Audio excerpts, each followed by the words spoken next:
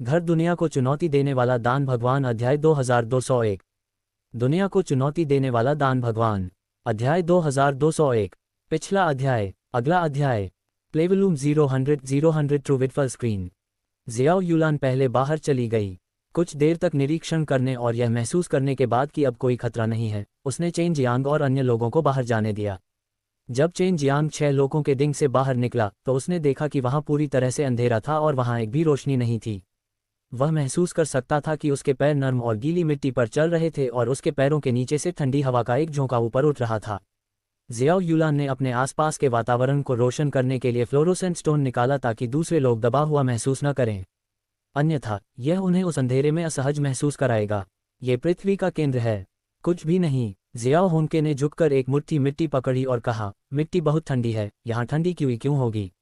मुझे नहीं पता। संक्षेप में, ये जगह बहुत अजीब है, सावधान रहो। जियो युलान की अभिव्यक्ति गंभीर हो गई। उसने चारों ओर महसूस करने के लिए अपनी दिव्य भावना जारी की। युएर भी इस अजीब धरती पर आने के बाद बहुत सतर्क थी। वह बिल्कुल भी सहज नहीं थी। यहाँ कोई है, युएर ने धीमी आवाज में कहा। ऐसा लग रहा था कि जियाओ युलान ने भी इसे महसूस कर लिया था और तुरंत सतर्क हो गई। निश्चित रूप से दूर से रोशनी भी दिखाई दी। कोई व्यक्ति हाथ में फ्लोरोसेंट मोती लेकर चल रहा था। ऐसा लग रहा था कि यह सिर्फ एक व्यक्ति नहीं था, यह जियाओ युवानबिंग और बाकी लोग हैं।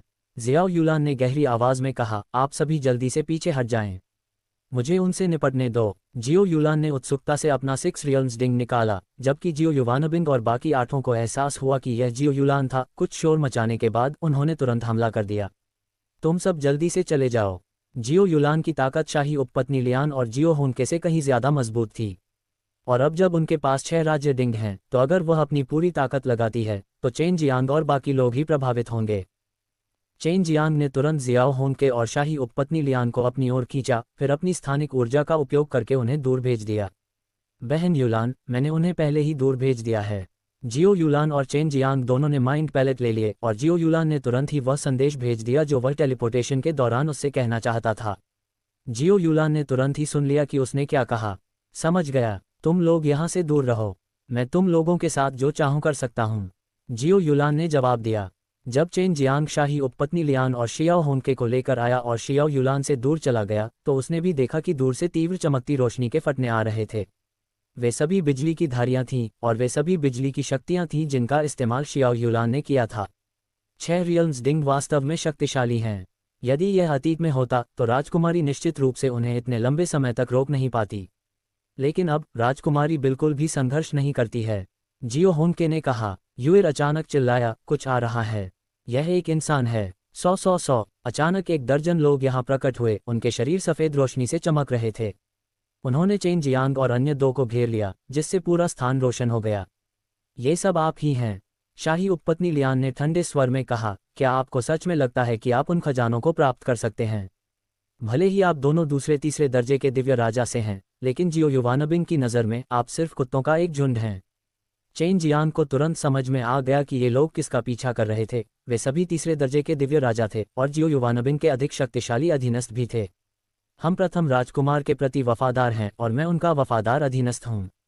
वे हमारे साथ बहुत अच्छा व्यवहार करते हैं, इसलिए आपको इसकी चिंता करने की ज़रूरत नहीं है। उनमें से एक आदमी ने व्यंग्य किया, दूसरी ओर तुम लोग डूबते हुए कुत्तों की तरह हो। जियो होंके ने ठंडी हंसी में कहा, मुझे मत बताओ कि तुम अभी भी नहीं समझे हो। जियो युवानबिंग ने केवल तुम तृतीय श्रेणी के दिव्य राजाओं को ही उसका अनुसरण करने के लिए क्यों छोड़ा? द्वितीय श्रेणी का दिव्य राजा तुम लोगों से बहुत अधिक शक्तिशाली है, लेकिन तुम में से एक भी उसका अनुसरण करने की अनुमति नहीं है। ऐसा इसलिए है क्योंकि वे चिंतित हैं कि द्वितीय श्रेणी के दिव्य राजा से निपटना कठिन होगा, लेकिन तुमसे निपटना बहुत आसान है। हमारे और प्रथम राजकुमार के बीच मतभेद पैदा करने की कोशिश मत करो। इस समय बड़े आकार के आदमी ने चेन जियांग को स्पष्ट रूप से देखा। ये बदमाश वही है जिसने उस दिन नौयिन और यांगदान को परिष्कृत किया था, है ना? अगर हम उसे पकड़ लें और प्रथम राजकुमार को दे दें तो वह निश्चित रूप से बहुत खुश होगा। ये देखकर कि कैसे जियो होंके और शाही उपपत्नी लियान तीसरे दर्जे के दिव्य राजा के इस समूह के बारे में बात करते समय इतने शांत थे, चेन जियांग जानता था कि वे इसे संभाल सकते हैं, इसलिए वह खुद बहुत घबराया नहीं था। ये सिर्फ इतना था कि दूसरों ने सोचा कि उसके पास ज़्यादा ताकत नहीं है। चेन जियांग को और भी ज्यादा हैरानी इस बात से हुई कि जियाओ होंके के पास वास्तव में तीसरे दर्जे के दिव्य राजा की ताकत भी थी। अब उसे समझ में आया कि जियाओ बाइफेंग पहले उससे इतनी कमतर क्यों थी। ऐसा इसलिए था क्योंकि उसके और जियाओ होंके के बीच का अंतर वाकई बहुत बड़ा था, लेकिन अब जब जियाओ बाइफेंग कुछ समय के लिए टाइम फॉर्मेशन में रह चुकी थी, साथ ही बड़ी संख्या में नोयेन और यांग डेन और बोन लेवल डेन की मदद से वह भी बेहद मजबूत हो गई थी। बस एक पल और तुम अपने आप पर हो जाओगे। हम इन लोगों से निपट सकते हैं। हम पहले इन कमीनों से निपटना नहीं चाहते थे, लेकिन अब हमें लगता है कि यूलैन वहां लड़ रही है और इसलिए हम आलसी हो रहे हैं। शाही उपपत्नी लियान के बोलने के बाद वह और जियाओ होंके एक साथ बाहर भागे। वे बहुत तेज थे और यहाँ के अंधेरे के अलावा उनकी हरकतों को स्पष्ट रूप से देखना असंभव था। तुम तीनों उस छोटे शैतान को पकड़ो, ये जगह हम आठों के लिए छोड़ दो। वे जानते थे कि जियाओ होंके और शाही उपपत्नी लियान कमजोर नहीं थे, अगर नहीं होते तो वे अब तक जियाओ युलान के साथ नहीं रह पाते। चेन जियांग ने हंसते हुए कहा, आप लोग मेरे बारे में बहुत अधिक सोचते हैं। वास्तव में मुझे पकड़ने के लिए 3 तृतीय श्रेणी के दिव्य राजाओं का उपयोग किया गया है। योए पहले ही रिंग में प्रवेश कर चुकी थी। वह जानती थी कि चेन जियांग इन तीनों से निपटने में सक्षम है। चेन जियांग के पास 60 दिव्य देवता और 14 हड्डियां हैं। तीसरे दर्जे का दिव्य राजा उसके लिए बहुत कमजोर था, ये पर्याप्त नहीं था। तुम बिल्कुल शांत लग रहे हो। यह मत सोचो कि सिर्फ इसलिए कि तुम कीमियागर हो हम तुम्हारे प्रति सम्मान रखेंगे। हालांकि हम तुम्हें मारेंगे नहीं, फिर भी हम तुम पर अत्याचार करेंगे। बोलने वाला एक सफ़ेद कपड़े पहने आदमी था जो बहुत ही सम्मानजनक तरीके से कपड़े पहने हुए था। ओह, मैं देखना चाहता हूं कि तुम सब मुझे कैसे प्रताड़ित करोगे। चेन जियांग ने हल्के से मुस्कुराया। दिव्य इंद्रिय सागर के अंदर दिव्य देवता ने पहले से ही 6 लोगों की शक्ति की एक बड़ी मात्रा को अवशोषित कर लिया था, और इस 6 लोगों की शक्ति को और भी अधिक शक्तिशाली दिव्य शक्ति में बदलने के बाद यह उसकी बाहों और पैरों में प्रवाहित होने लगी। इसके अलावा उसके पास छाती और पीठ भी थी। उसकी छाती और पीठ की हड्डियों का इस्तेमाल ज़्यादातर बचाव के लिए किया जाता था, और जब ज़रूरत होती थी तो इसका इस्तेमाल उसकी बाहों और पैरों की हड्डियों को पूरक बनाने के लिए भी किया जा सकता था, जिससे उसकी हड्डियों को एक मजबूत दिव्य शक्ति मिलती थी। मुझे इस बदमाश से निपटने दो, तुम दोनों यहीं रहो और देखो। सफ़ेद कपड़े वाला आदमी तिरस्कारपूर्वक हंसा, एक लंबी तलवार निकाली और चेन जियांग की ओर बढ़ा। जियो होंके और इंपीरियल उपपत्नी लियान 4 अलग अलग थर्ड रैंक दिव्य राजाओं के खिलाफ लड़ रहे थे, जिसे काफ़ी कठिन माना जा सकता है। जिस बात ने उन्हें और अधिक चिंतित कर दिया वह ये था कि चेन जियांग ने वास्तव में भागने के लिए अंतरिक्ष की शक्ति का उपयोग नहीं किया, बल्कि इसके बजाय लड़ने का विकल्प चुना। अगर उन्होंने चेन जियांग के चेहरे पर आत्मविश्वास और शांत भाव नहीं देखा होता तो वे निश्चित रूप से उसकी मदद करने के लिए गए होते। वे केवल इतना जानते थे कि चेन जियांग मजबूत हो गया था, लेकिन वे नहीं जानते थे कि कितना मजबूत हो गया था। चेन जियांग ने देखा कि सफ़ेद कपड़े पहने आदमी ने उस पर तलवार से वार किया, लेकिन उसने कुछ नहीं किया। सफ़ेद कपड़े पहने आदमी को भी अपने दिल में बहुत आश्चर्य हुआ, लेकिन उसने फिर भी चेन जियांग की छाती पर जमकर वार किया। जैसे ही सफ़ेद कपड़े पहने आदमी की तलवार आगे की ओर बढ़ी, एक ठंडी कीवी निकली। यह एक बहुत ही अजीब तरह की दिव्य शक्ति थी, लेकिन यह बहुत शक्तिशाली थी, जिससे तलवार और भी भयानक दिखाई देने लगी। तलवार की नोक चेन जियांग की छाती में घुस गई। हालांकि एक बार जब ये चेन जियांग के कपड़ों को छू लेता तो इसे थोड़ा सा भी भेदना मुश्किल हो जाता, और चेन जियांग की छाती वास्तव में इस भयानक तलवार के प्रहार को सीधे रोक सकती थी। सफ़ेद कपड़े वाला आदमी दंग रह गया। अगर चेन जियांग के पास खुद को बचाने के लिए एक बेहद शक्तिशाली दिव्य वस्त्र भी होता तो चेन जियांग कम से कम कुछ कदम पीछे हट जाता, लेकिन वह एक पहाड़ की तरह विचल खड़ा था। हालांकि उसने अभी अपनी तलवार में एक अत्यंत मजबूत शक्ति को संघनित नहीं किया था। भले ही तीसरे रैंक के दिव्य राजा को उस तलवार से छेद दिया जाए, उसे भी बहुत अच्छा नहीं लगेगा, ये सोचकर कि चेन जियांग वास्तव में ठीक था। बस इतनी सी ताकत, क्या तुम्हारा ये तृतीय श्रेणी का दिव्य राजा बहुत कमजोर नहीं है? चेन जियांग हंसा, फिर अपने धधकते हाथ का इस्तेमाल अमर तलवार को पकड़ने के लिए किया। उसने अपनी ताकत का इस्तेमाल किया और उसे तोड़ दिया। ये तलवार भी बहुत कमजोर है, लेकिन फिर भी ये तुमसे थोड़ी ज्यादा मजबूत है। कम से कम ये तलवार मेरे एक हमले के बाद भी इस दुनिया में बनी रह सकती है। लेकिन जहां तक तुम्हारा सवाल है, जैसे ही चेन जियांग ने कहा, सफ़ेद कपड़े पहने आदमी के चेहरे पर पहले से ही डर का भाव था। उसे उम्मीद नहीं थी कि यह छोटा सा दानव, जो सर्वोच्च ईश्वर के दायरे में भी नहीं था, वास्तव में उसके शक्तिशाली प्रहार को रोक सकता है और उसकी तलवार को इतनी आसानी से तोड़ भी सकता है। उसे भगाओ। सफ़ेद कपड़े पहने आदमी ने चेन जियांग को अपनी ओर आते देखा और दहाड़ने लगा। उसे नहीं पता था कि क्यों, लेकिन जब वह चेन जियांग द्वारा जारी की गई हत्या की मंशा से घिरा हुआ था तो वह कांपने लगा। वह चेन जियांग से दूर रहना चाहता था, लेकिन उसने पाया कि वह अपने पैरों को हिलाने में असमर्थ था।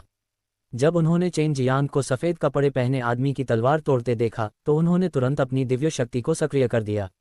अब जब उन्होंने हमला किया था तो उनकी दिव्य शक्ति बहुत भयंकर थी। जब वे आगे बढ़े तो हवा हिल गई, विस्फोटक ध्वनियों की लहरें निकल रही थीं। चेन जियांग ने दोनों के हमलों को चकमा दिया और सफ़ेद कपड़े पहने आदमी के पीछे आ गया। उसका हाथ आग की लपटों में लिपटा हुआ था और इस समय उसने अपनी लंबी भुजा को ऊपर उठाया, एक जलती हुई ईश्वरीय कुल्हाड़ी की तरह, और भयंकर रूप से काट दिया। सफ़ेद कपड़े पहने आदमी का शरीर वास्तव में उसके हाथ से 2 हिस्सों में कट गया था। वह तीसरे दर्जे के दिव्य राजा के शरीर को अपने नंगे हाथों से नष्ट कर सकता था। इस तरह की क्रूर शक्ति ने दोनों लोगों को भय से कांपने पर मजबूर कर दिया। चेन जियांग ने पहले 60 दिव्य देवताओं और 12 हड्डियों का इस्तेमाल करके एक शक्ति का उत्पादन किया था। इस तथ्य को जोड़ते हुए कि वह वर्तमान में 6 लोगों की शक्ति की खेती कर रहा था, भले ही इन तीसरे दर्जे के दिव्य राजाओं के पास 70 से अधिक दिव्य देवता थे, फिर भी वे उसके लिए कोई मुकाबला नहीं थे। जैसा कि उसने उम्मीद की थी, उसने जिस दिव्य देवता की साधना की थी वह वास्तव में उसे अत्यंत भयानक शक्ति प्रदान करने के लिए पर्याप्त था, विशेष रूप से उसके वर्तमान भौतिक शरीर के लिए। भले ही उसने दिव्य हथियारों का उपयोग न किया हो, फिर भी ये दिव्य हथियारों के बराबर होगा। क्या तुम भागना चाहते हो? चेन जियांग ने हंसते हुए कहा और तुरंत उन्हें घेरने के लिए 2 अग्निबैलें छोड़ दी। फिर एक आदमी के पास टेलीपोर्ट किया जो अभी भी जीवित था और सीधे अपने हाथों से उस आदमी के शरीर को फाड़ दिया। एक जोरदार आवाज गूंजी। असली थर्ड रैंक दिव्य राजा एक रद्दी कागज के टुकड़े की तरह था जिसे कुछ ही बार में टुकड़ों में फाड़ दिया गया। थर्ड रैंक दिव्य राजा के वे सभी टुकड़े आग की लपटों में जल रहे थे और धीरे धीरे राख में बदल रहे थे। मुझे बचाओ! फिर उसने अपने हाथ में लंबे ब्लेड को लहराया, अपने बंधे हुए पैरों पर वार किया। जैसे ही उसका लंबा ब्लेड उसके पैरों को छूने वाला था, चेन जियांग ने दूर से मुट्ठी तान दी, उल्का अमर शक्ति से वार किया। उसने पहले कभी इन तकनीकों का इस्तेमाल नहीं किया था, लेकिन अब जब उसने किया तो उसकी शक्ति असीम थी। हवा की तेज लहरों ने ही उस आदमी को राख में बदल दिया था। तुम अपने आप को बहुत ज्यादा आंकते हो। चेन जियांग ने डर से अपने हाथों को ताली बजाई, फिर मुस्कुराते हुए जियाओ होंके की ओर चला गया।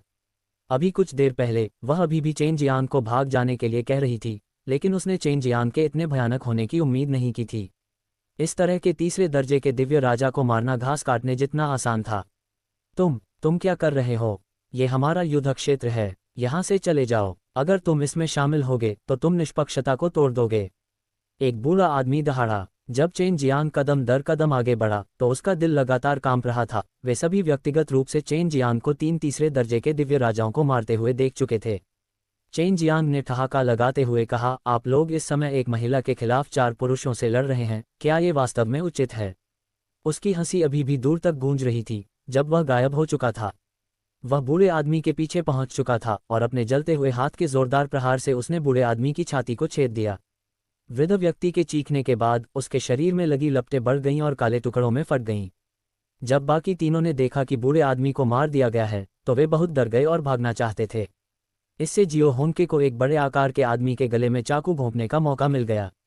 जाओ शाही उपपत्नी लियान की मदद करो, इन दोनों को मेरे पास छोड़ दो, चेन जियांग ने कहा, जबकि 2 तीसरे दर्जे के दिव्य राजा दूर भाग गए। जियाओ होंके तुरंत शाही उपपत्नी लियान के पास भाग गया। उसके साथ शाही उपपत्नी लियान को बहुत आराम महसूस हुआ। चेन जियांग ने भागते हुए 2 आदमियों को देखा और हल्के से मुस्कुराया। फिर उसने अंतरिक्ष की शक्ति का उपयोग करके अपने सामने खड़े 2 आदमियों को टेलीपोर्ट कर दिया। दोनों व्यक्ति पहले तो अपनी जान बचाने के लिए भाग रहे थे। उन्हें लगा कि वे बहुत दूर भाग गए हैं, लेकिन उन्हें यह उम्मीद नहीं थी कि वे एक झटके में वापस भाग जाएंगे। यह अंतरिक्ष की शक्ति है। आपने वास्तव में अंतरिक्ष के नियमों को समझ लिया है। क्या अच्छी नज़र है। दुर्भाग्य से तुम मरने वाले हो। चेन जियांग हंसा और फिर उसकी दोनों हथेलियां बाहर निकली, जिससे उन दोनों की छाती पर चोट लगी।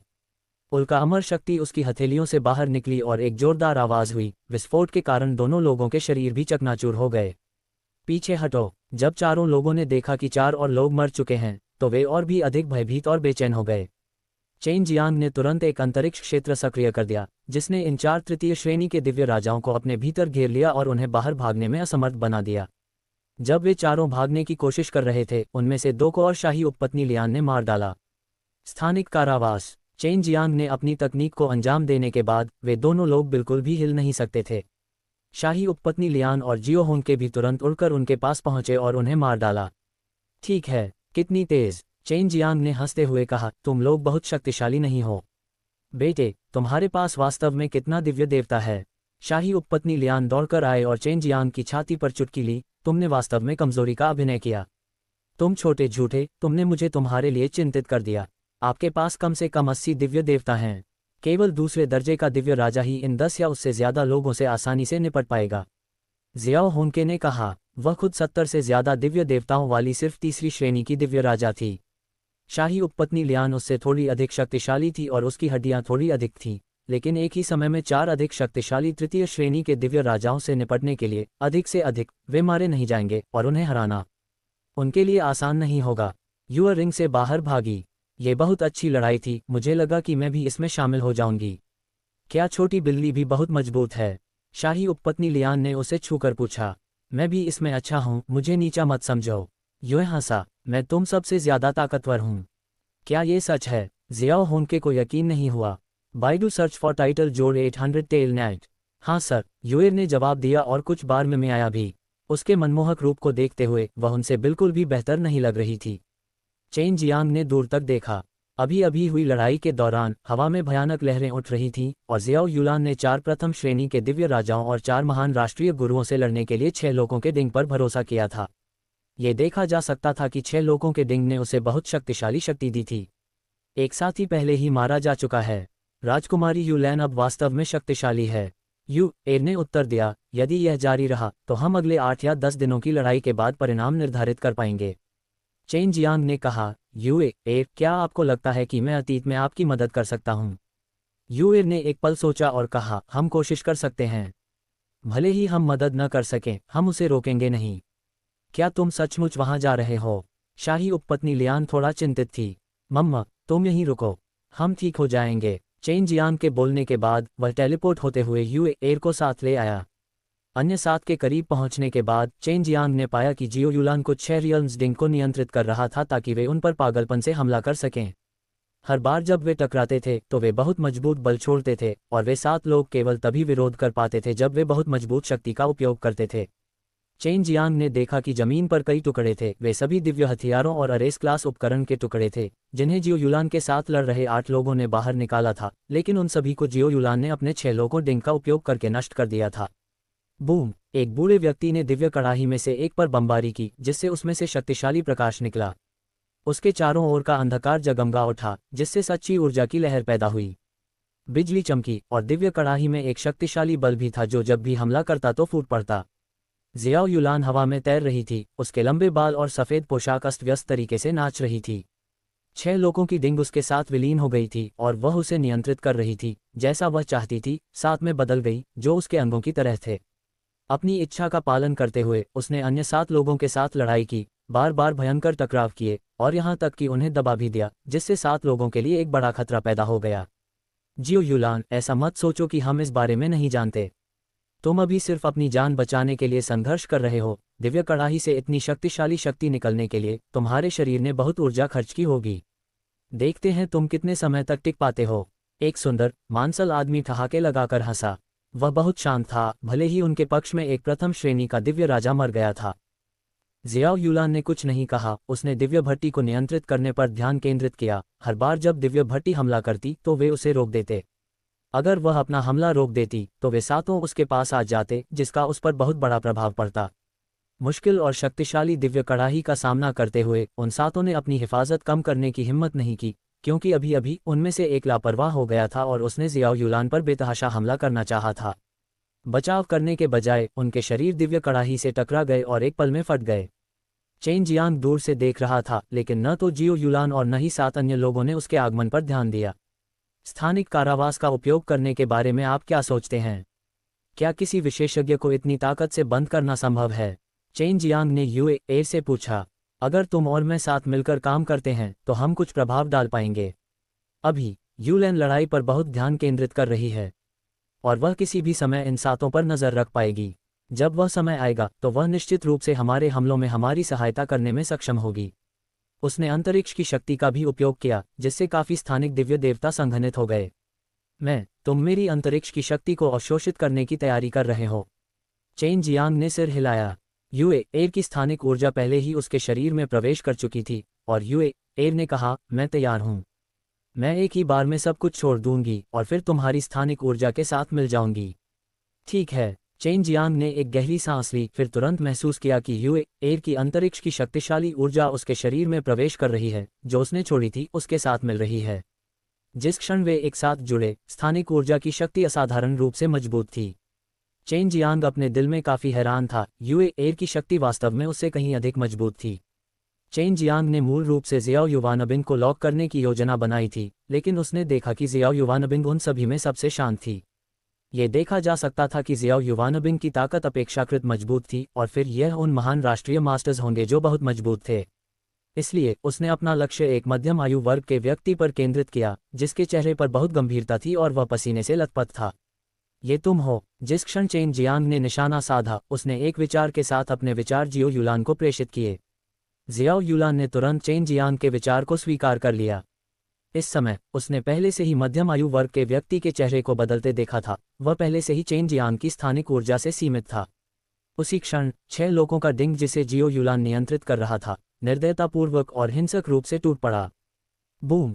दिव्य कड़ाही ने मध्यम आयु वर्ग के व्यक्ति के शरीर पर हिंसक प्रहार किया, जिससे उसकी सुरक्षा नष्ट हो गई और उसकी पीठ पर चोट लगी, जिससे जोरदार विस्फोट हुआ। कोई हमारे खिलाफ साजिश रच रहा है। यह अंतरिक्ष की एक बहुत शक्तिशाली शक्ति है।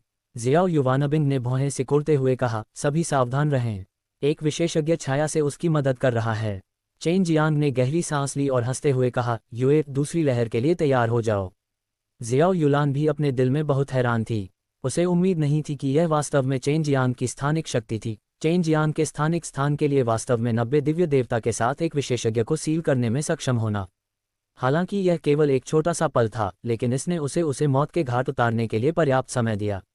अभी जियाओ युलान के पास भी चेन जियांग से पूछने के लिए ज्यादा समय नहीं था कि क्या चल रहा है। उसे बचे हुए 6 दुश्मनों से निपटने पर ध्यान केंद्रित करने की जरूरत थी।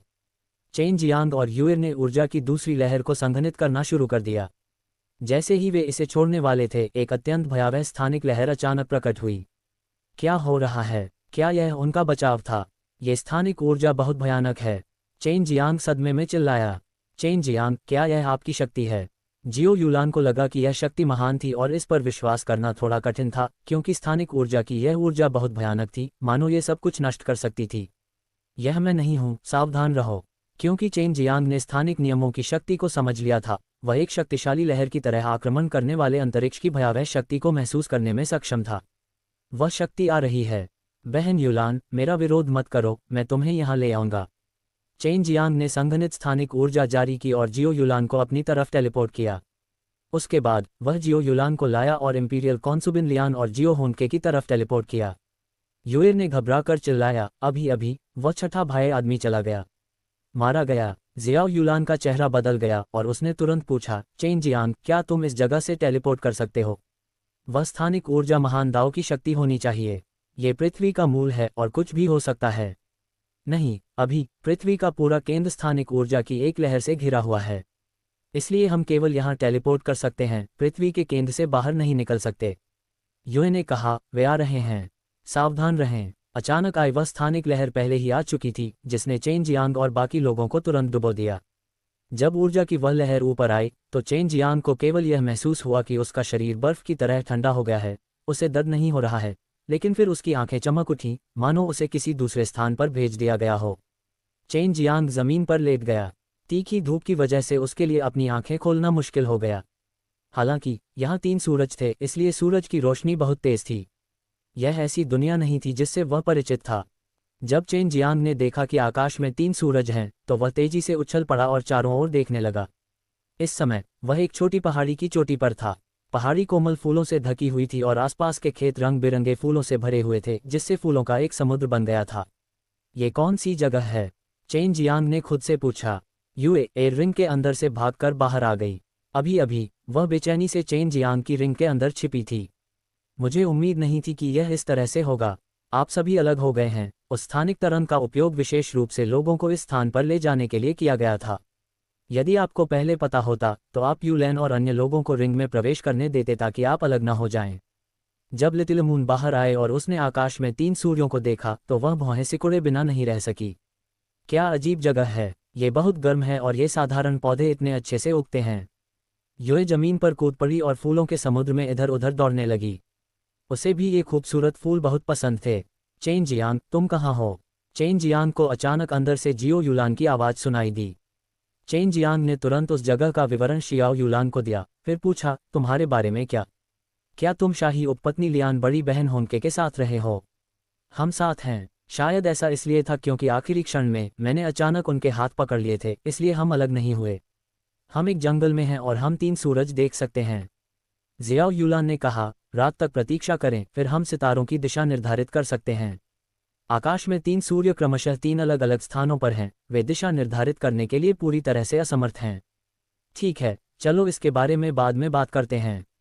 चेन जियांग ने अब जाने की हिम्मत नहीं की और वह जहां था वहीं आराम करने लगा और युए एर को फूलों के समुद्र में उछलते हुए और सभी प्रकार के सुंदर छोटे फूलों को सूंघते हुए देखने लगा। चेन जियांग ने लेटने के लिए एक जगह ढूंढी, घास का एक डंठल उठाया और उसे अपने मुंह में रखकर चबाया। यह अप्रत्याशित रूप से बहुत मीठा था और इसी तरह उसने कुछ घंटों तक इंतजार किया जब तक कि आकाश में सूरज बिल्कुल भी नहीं चला। ये तीनों सूर्य एक जैसे थे, वे 3 अलग अलग दिशाओं में एक त्रिकोण बनाते थे। अगर कोई हलचल होती तो उसे देखना आसान होता। हालांकि कई घंटे बीत चुके थे और सूरज बिल्कुल भी नहीं हिला था। इसके अलावा सूरज की रोशनी उतनी ही भयंकर थी। ये देखा जा सकता था कि ये 3 सूरज वास्तव में अस्तित्व में थे। परेशानी के लिए माफ़ करें, शायद यहाँ रात न हो, युए ने कहा। कोई बहुत शक्तिशाली व्यक्ति होना चाहिए जिसने सूर्य को एक स्थान पर स्थिर कर दिया हो, इसलिए यह ऐसा है। इस तरह का व्यक्ति आमतौर पर दिव्य देवता और हड्डियों के शिखर तक पहुंच जाता है। क्या हम कृत्रिम आयाम में हैं? चेन जियांग ने कहा, लेकिन इस समय उसने शियाओ युलान की आवाज़ भी सुनी। वे एक ही स्थिति में थे, सूरज नहीं हिला था। चेन जियांग ने युए एर को पकड़ लिया और स्थानिक टेलीपोर्टेशन का उपयोग किया, जिसका कोई प्रभाव नहीं हुआ। बड़ी बहन युलान, तुम लोग हर जगह जाओ और देखो कि कहीं कोई पहाड़ तो नहीं है। जब समय आए तो मुझे उन पहाड़ों का आकार बताओ ताकि मैं तुम लोगों को ढूंढ सकूं। चेन जियांग ने कहा, कोई ज़रूरत नहीं, मैंने पहले ही शाही उपपत्नी लियान को आपकी स्थिति के रूप में गिन लिया है, हम तब आपकी तलाश करेंगे। आप चारों ओर जाकर देख सकते हैं कि यह जगह कहाँ है। मुझे हमेशा ऐसा लगता है कि यह जगह बहुत बड़ी है। जियो युलान ने कहा, शाही उपपत्नी लियान स्वर्ग विस्तारित विधि का उपयोग कर सकती थी, लेकिन चेन जियांग को ये याद नहीं था। ठीक है, मैं चारों ओर देखूंगा। चेन जियांग ने युए एर को साथ लाया और थोड़ी दूर पर टेलीपोर्ट होने से पहले बेतरतीब ढंग से एक दिशा चुनी। उसके चारों ओर फूलों से भरी पहाड़ियां थीं, वह सबसे पहले इस जगह से निकलना चाहता था।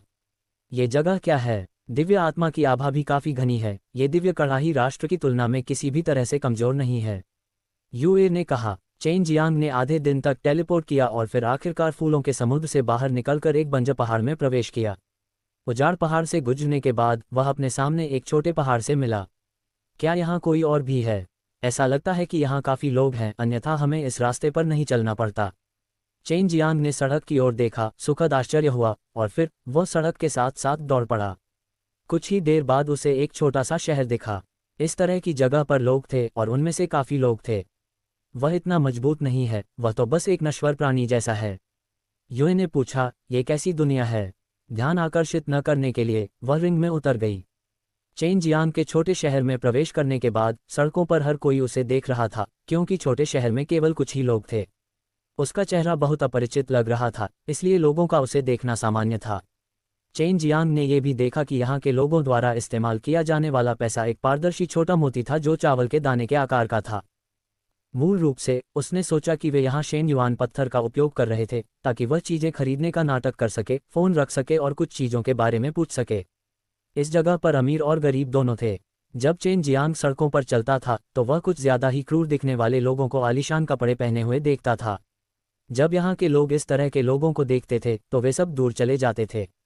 चेन जियांग ने इस अपेक्षाकृत धनी और अभिमानी व्यक्ति पर स्थानिक निष्कर्षण तकनीक का प्रयोग किया और चावल के दाने के आकार के 10 से अधिक पारदर्शी छोटे मोती प्राप्त किए। युए, यह क्या है? चेन जियांग ने अंगूठी के अंदर छोटे मोती रखे जिससे युए एर उनका विश्लेषण कर सके। ये वास्तव में एक प्रकार का फल है, मैं देखूंगा कि मैं इसे लगा सकता हूं या नहीं। अंगूठी के अंदर एक बैंगनी मोती भी था जिसका उपयोग बीज अंकुरित करने के लिए किया जा सकता था। कुछ देर बाद युए हंसा, ये बड़ा हो गया है, यह मूंगफली की तरह है। बाहर की तरफ छिलके की एक परत होती है और जब इसे छीला जाता है तो अंदर इस तरह का मोती होता है। इस तरह की चीज़ बहुत सख्त होती है, इसमें कोई ऊर्जा नहीं होती। मैंने अब बहुत सारे पौधे लगा लिए हैं। चेन जियांग एक फल की दुकान के सामने पहुंचा और बहुत सारे फल उठाए। फल बेचने वाला एक बूढ़ा आदमी था जो फटे पुराने कपड़े पहने हुए था। जब उसने चेन जियांग को फल तोड़ते देखा तो वह बहुत घबरा गया, क्योंकि चेन जियांग ने भी बहुत अच्छे कपड़े पहने हुए थे और उसका चेहरा भी नया था। उसे चिंता थी कि चेन जियांग उसे वे मोती नहीं देगा। अभी अभी चेन जियांग ने पाया था कि यहाँ हर कोई बहुत ईमानदार था और हैसियत या रुतबे वाले लोगों से बहुत डरता था। कुछ ज़्यादा दबंग दिखने वाले लोग तुरंत शांत हो जाते थे। दादाजी, आपको कुल कितना चाहिए? चेन जियांग ने चेहरे पर हल्की मुस्कान के साथ पूछा। इसे 5 स्पिरिट बीज चाहिए। बूढ़ा आदमी चौंक गया और फिर उसने डरते हुए कहा, यहाँ। चेन जियांग ने 5 आत्मा के बीज सौंपे, फिर एक फल निकाला और उसे काट लिया। ये बहुत सुगंधित और मीठा था और उसने तुरंत इसे अंधेरे के घेरे में रख दिया ताकि युएर खा सके। स्वादिष्ट। हम उन सभी के लिए कितने स्पिरिट बीज खरीदने जा रहे हैं? चेन जियांग मूल रूप से केवल चीजें खरीदकर उसके करीब आना चाहता था, लेकिन अब वह वास्तव में खरीदना चाहती थी। सब 20 स्पिरिट बीज। बूढ़ा आदमी फिर चौंक गया। शुरू में वह 30 से 40 स्पिरिट बीज बेच सकता था, लेकिन अब वह ज्यादा बेचने की हिम्मत नहीं कर रहा था। चेन जियांग ने 20 स्पिरिट बीज निकाले और उन्हें सौंप दिया, फिर उन सभी को डार्क ग्रीन ड्रैगन रिंग में डाल दिया। फिर उसने मुस्कुराते हुए पूछा, दादाजी, क्या आपने ये फल खुद उगाए हैं? क्या आप मुझे फलों के पेड़ दिखा सकते हैं? मैं भी अपने लिए कुछ उगाना चाहता हूँ। ठीक है, मैं तुम्हें अभी वहां ले आता हूँ। बूढ़े आदमी ने जल्दी से दुकान बंद कर दी और सभी की हैरान निगाहों के सामने वह चेन जियांग को लेकर चला गया। इस समय बूढ़ा आदमी थोड़ा खुश था क्योंकि उसे लगा कि वह एक महान परोपकारी से मिला है। चेन जियांग ने रास्ते में बूढ़े आदमी से बातचीत की और उससे कुछ सवाल पूछे। उसे ये भी पता चला कि बूढ़े आदमी का नाम वान किन था और वह एक अकेला बूढ़ा आदमी था। उसके 2 बेटे थे, लेकिन वे दोनों बाहर चले गए और कभी वापस नहीं आए। अब चेन जियांग को भी इस शहर का नाम पता था। ये किंगले टाउन था। वह कई सालों से इस शहर में डूबा हुआ था और जिस बात ने उसे और भी ज्यादा दिलचस्पी दी वह ये थी कि यहाँ एक बहुत प्रसिद्ध भगवान था जो दिव्य गोलियों को परिष्कृत कर सकता था, सभी बीमारियों को ठीक कर सकता था और मृतकों को वापस जीवित कर सकता था। लेकिन शर्त यह थी कि दिव्य गोलियां प्राप्त करने के लिए उसे बड़ी संख्या में आत्मा बीज खरीदना होगा। आत्मा के बीज सभी पहाड़ों की गहराई में जंगल में उगाए गए थे और अगर वे उन्हें काटने जाते तो उन्हें आसानी से खतरे का सामना करना पड़ता। उदाहरण के लिए जहरीले कीड़े, जहरीले सांप या खूंखार जानवर थे। अब चेन जियांग को समझ में आ गया कि इस शहर में आत्मा के बीज का उपयोग करने का कारण भगवान था। इस शहर के पास 10 से ज्यादा गांव हैं और हर 10 दिन में आपको हर तरह की चीजें बेचने के लिए शहर में प्रवेश करना होगा। इस शहर के पास 10 से ज्यादा गांव हैं और हर 10 दिन में आपको हर तरह की चीजें बेचने के लिए शहर में प्रवेश करना होगा। वह चेन जियांग को उस जगह ले आया जहां वह रहता था। यह शहर का एक बहुत ही जीर्ण शीर्ण हिस्सा था, लेकिन वान किन का घर बहुत अच्छा था क्योंकि उसके पास एक छोटा सा आंगन था जिसके अंदर कई फलों के पेड़ उगे हुए थे। ये स्वादिष्ट फल इन फलों के पेड़ों से उगाए गए थे। वान किन ने चेन जियांग के लिए एक शाखा तोड़ी और मुस्कुराते हुए कहा, ये तुम्हारे लिए है। जब तक तुम इसे जमीन में गाड़ दोगे तुम इसे उगा सकते हो और कुछ सालों तक धैर्यपूर्वक प्रतीक्षा करो तुम इसे एक बड़े पेड़ में बदल सकते हो। यहाँ जब तक तुम्हारे पास एक आंगन है, मूल रूप से हर घर में ये होता है, लेकिन मैं इन फलों के पेड़ों को सबसे अच्छी तरह समझता हूँ, इसलिए मेरे फलों के पेड़ अक्सर फल देते हैं। धन्यवाद बूढ़े वांग। चेन जियांग ने शाखा रख ली और फिर वान किन को स्पिरिट सीड का एक छोटा बैग दिया। उसे चिंता थी कि वान किन इसे स्वीकार नहीं करेगा, इसलिए इसे वान किन को देने के बाद वह टेलीपोर्ट हो गया। चेन जियांग को पहले से ही पता था कि भगवान कहाँ है। पूरे शहर और आसपास के गांवों से उसके लिए इस तरह के आत्मा बीज इकट्ठा करने के लिए ये भगवान यहाँ सबसे शक्तिशाली होना चाहिए। वह सिर्फ उत्सुक था, इसलिए वह देखने गया। ऐसा इसलिए था क्योंकि दूसरा पक्ष भी एक गोली शोधक था। इसके अलावा वह जानना चाहता था कि उस आत्मा बीज का क्या उपयोग है। उसने उसे खोजने के लिए दाव हृदय नेत्र का उपयोग किया था, लेकिन उसके भीतर कोई ऊर्जा नहीं पाई थी। चेन जियांग ने अपनी दिव्य आत्मा का उपयोग करके इसे देखा, शहर में सबसे अच्छी जगह पर कब्जा कर लिया। इसके अलावा अंदर बहुत सारे घर थे, इसलिए ये स्पष्ट था कि भगवान भी अपनी ताकत का विकास कर रहे थे। जब वह जागीर के प्रवेश द्वार पर पहुंचा तो प्रवेश द्वार पर खड़े पहरेदार ने उसे घूर कर देखा। ये देखकर कि वह यहाँ के लोगों से अलग था और उसका व्यवहार अधिक सुसंस्कृत था, उसने पूछा, क्या तुम यहाँ सर्वोच्च दान मोती खरीदने आए हो? चेन जियांग ने अपना सिर हिलाया। हाँ, साथ ही मैं परमेश्वर की महिमा देखना चाहूंगा। क्या ऐसा कोई मौका होगा? आज तुम सही समय पर आए हो। भगवान ये अभी अभी एकांतवास से बाहर आए हैं। अगर तुम बहुत सारे सर्वोच्च दान मोती खरीदोगे तो वह तुमसे मिल सकते हैं। गार्ड हंसा। चेन जियांग ने सिर हिलाया और अंदर चला गया। फिर गार्ड ने फिर से पूछा, क्या आप दूसरे शहर से हैं? हालांकि अन्य शहरों में भगवान हैं, हमारे शहर का भगवान सबसे शक्तिशाली है। हाँ सर, चेन जियांग ने जवाब दिया। अंदर घुसने के बाद उसने तुरंत अपने नौकरों को रास्ता दिखाने के लिए कहा और अब वह जानता था ये सिर्फ किंगले टाउन नहीं था, दूसरे छोटे शहरों में भी मास्टर्स थे। तब तो ये आत्मा बीज बहुत उपयोगी होंगे क्योंकि अन्य शहर भी इस तरह की चीजों का उपयोग कर रहे होंगे, अन्यथा ये प्रसारित नहीं होगा। इस अतिथि, आप दिव्य गोलियों को खरीदने के लिए कितने आत्मा बीज की पेशकश करने की योजना बना रहे हैं? यदि आत्मा बीज को कुछ और कहना है तो हम तुरंत भगवान को आपसे मिलवा सकते हैं। यहाँ के लोग अपने बड़े ग्राहकों के प्रति बहुत विनम्र थे। मैं दूसरे शहर से हूँ, मुझे अभी भी सर्वोच्च दान मोतियों की कीमत नहीं पता है। चेन जियांग को पहले ही एक छोटे से हॉल में लाया जा चुका था। नौकर जल्दी से एक छोटी सी किताब ले आया और मुस्कुराते हुए बोला, इसमें दिव्य गोलियां पहले से ही लिखी हैं। कीमत और उपयोग सब इस पर लिखा है। इसे पढ़ने के लिए समय निकालो। चेन जियांग ने अंदर देखा और अपने दिल में कोसने से खुद को नहीं रोक सका। ये किस तरह की दिव्य गोली थी? यह मूल रूप से एक निम्न स्तर की गोली थी, गोली भी नहीं। यहाँ तक कि सबसे साधारण दीर्घायु गोली की कीमत भी 10,000 स्पिरिट बीज से अधिक है। उसने बहुत अंत तक पलटकर देखा और आखिरकार एक अच्छी दिखने वाली गोली देखी। यह एक पवित्र गोली थी और इसका मुख्य कार्य आम लोगों को इसे खाने के बाद 1,00,000 जिन की ताकत देना था। साथ ही इसका जीवनकाल भी 1,000 साल का था और इसका रंग रूप 1,000 साल तक अपरिवर्तित रहता था। ये गॉड टियर पिल पुस्तिका में सबसे महंगी गोली थी। इसे खरीदने के लिए 10 मिलियन स्पिरिट बीज की आवश्यकता थी। चेन जियांग के पास अब 10 मिलियन आत्मा बीज नहीं थे और यूए के पोषण के तहत उसके पास केवल कुछ दसियों हजार थे। उन स्पिरिट बीजों को उगाना आसान था। जब तक वे स्पिरिट मोतियों को पानी के एक बड़े टुकड़े में घोलकर उस पानी से उसे सींचते, वह जल्दी ही जड़ पकड़ लेता और अंकुरित हो जाता। चेन जियांग के पास कई आत्मा मोती थे और यूएर भी उन्हें तेजी से बढ़ा रही थी। 1,00,000, यूएर ने कहा, मैं बहुत व्यस्त हूँ। मैं करीब 1,00,000 स्पिरिट बीज की गोलियां खरीदना चाहता हूँ। मुझे उनमें से 4 चाहिए। मैं जानना चाहता हूँ कि क्या मैं अपनी आंखों से ईश्वर को देख सकता हूँ? चेन जियांग ने पूछा। हाँ, मैं जाकर भगवान से पूछूंगा। 1,00,000 एक बहुत बड़ी संख्या है। नौकर जल्दी से बाहर भाग गया। चेन जियांग ने जो 1000 ऊर्जा की गोलियां खरीदी थीं, उनसे सिर्फ 1,000 किलोग्राम वजन ही बढ़ सकता था। कुल मिलाकर वह सिर्फ 10 गोलियां ही खा सकता था और 10 गोलियां खाने के बाद कोई असर नहीं होता। यह आदमी जो गोलियां बनाता है, वे आम लोगों के लिए बहुत मददगार हैं। हालांकि वे थोड़ी महंगी हैं, लेकिन वे बहुत व्यावहारिक हैं। चेन जियांग ने छोटी पुस्तिका को देखा। शुरू से अंत तक इस तरह की गोली साधकों के लिए उपयुक्त नहीं थी, लेकिन आम लोगों द्वारा इसे खाने के बाद वे जल्दी से अपनी ताकत हासिल कर सकेंगे। उदाहरण के लिए, 1,000 शक्ति की गोली 4 गोलियां खाने के बाद 4,000 जिन शक्ति दे सकती है। साथ ही ये किसी के शरीर को भी मजबूत कर सकती है। पर्याप्त शक्ति के साथ बाहर जाकर आत्मा के बीज की खोज करना सुरक्षित होगा। चेन जियांग को यह भी एहसास हुआ कि जहर की मारक दवा और जहर रोधी गोलियां बहुत सस्ती थीं। वह उन्हें सिर्फ कुछ दर्जन स्पिरिट सीड से खरीद सकता था और इससे ये देखा जा सकता था कि भगवान को चिंता थी कि कोई स्पिरिट सीड की तलाश में निकल जाएगा। बहुत से लोग मर गए थे। यही वजह थी कि उसने जहर की मारक गोलियों की कीमत इतनी कम रखी। जल्द ही स्वर्ग का देवता आ गया।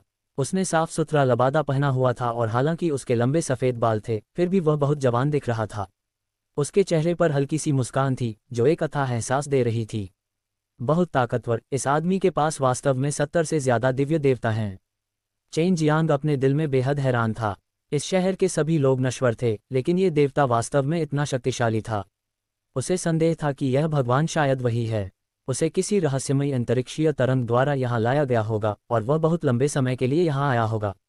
हालांकि प्रतिद्वंद्वी के पास 70 से ज्यादा दिव्य देवता थे, चेन जियांग को डर नहीं था। उसके पास पहले से ही पर्याप्त ताकत थी और उसे लगा कि भले ही वह प्रतिद्वंद्वी को हरा ना पाए, लेकिन वह मारा नहीं जाएगा। 70 दिव्य देवता, आपके भाई की साधना बहुत गहन है। चेन जियांग हंसा। मूल रूप से देवये के चेहरे पर अभी भी मुस्कान थी, लेकिन जब उसने चेन जियांग को अपने साधना स्तर की ओर इशारा करते देखा तो उसका चेहरा बदल गया। तुम कौन हो? भगवान का चेहरा और आवाज गंभीर हो गई। उन्होंने नौकर की ओर देखा और उसे जाने का इशारा किया।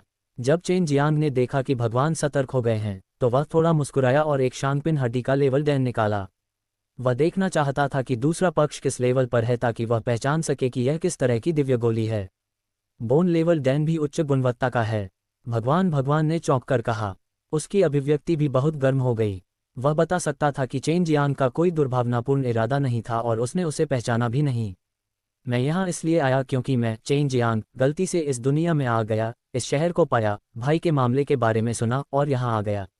मैं बस आपसे पूछना चाहता हूँ, ये कैसी दुनिया है और हम इससे कैसे बाहर निकल सकते हैं?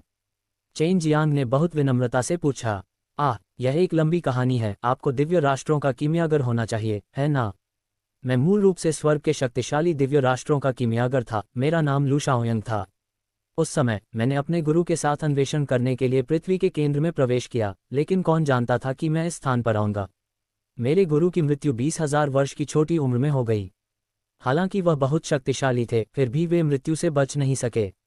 लू शाओयंग ने एक लंबी सांस के साथ कहा। बाहर से किसी से मिलने में सक्षम होने से उसे बहुत खुशी हुई। वह कई सालों से यहाँ रह रहा था और हमेशा अकेलापन महसूस करता था क्योंकि यहाँ के लोग केवल नश्वर थे। भले ही वह उन्हें कुछ साधना ज्ञान सिखा दे, लेकिन उसके लिए बड़ा होना बहुत मुश्किल होगा। स्वर्ग के शक्तिशाली दिव्य राष्ट्रों में मुझे आश्चर्य है कि आपका स्वामी कौन है? चेन जियांग ने पूछा। अगर वह वास्तव में प्रसिद्ध था तो जियाओ युलान को निश्चित रूप से इसके बारे में पता था। लू तियानवेई। लू शाओयंग के चेहरे पर उदासी की झलक दिखी। ये देखा जा सकता था कि उनके बीच संबंध बहुत अच्छे थे। चेन जियांग ने जल्दी से जियाओ युलान से लू तियानवेई के बारे में पूछा, जो माइंड अल्केमी पिल द्वारा उत्पादित शक्ति का उपयोग कर रहा था। केवल नाम से ही चेन जियांग को पता चल गया था कि जियाओ युलान गहन आकाश महाद्वीप के लिए एक बहुत ही महत्वपूर्ण व्यक्ति था। आप वास्तव में लू तियानवेई के शिष्य लू शाओयंग से मिले थे। उस समय उनका दर्जा जियाओपिंग के समान ही था। लू तियानवेई गहन आकाश दिव्य राष्ट्रों के निर्माता थे, लेकिन उन्होंने दिव्य भगवान का पद केवल अपने भाई को दिया था। मैं दिव्य राष्ट्रों के बारे में ज्यादा नहीं जानता। मुझे बस यही लगा कि वह स्टार लॉ दिव्य क्षेत्र में चला गया होगा और इस अजीब जगह पर मर गया होगा।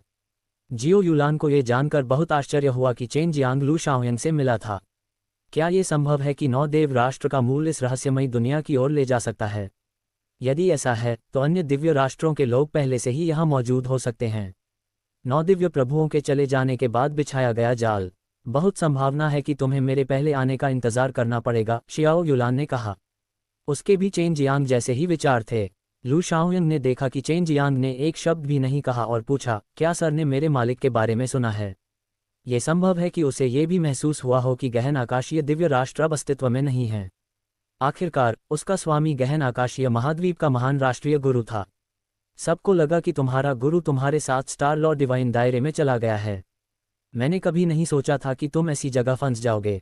चेन जियांग ने आह भरी। बाहर की स्थिति कैसी है? लू शाओयंग ने उत्साह से पूछा। यह अच्छा नहीं है। 9 देवताओं के राष्ट्र में गृहयुद्ध चल रहा है। यह मुख्य रूप से इसलिए है क्योंकि दिव्य राष्ट्रों के दिव्य भगवान चले गए हैं। चेन जियांग ने लू शाओयंग को बस इतना बताया कि बाहर क्या हुआ था। ये सारे खजाने कहाँ से आए? यह एक जाल है। मेरे मालिक ने मुझे केवल इसलिए यहाँ लाया क्योंकि उन्होंने ऐसी बकवास सुनी थी।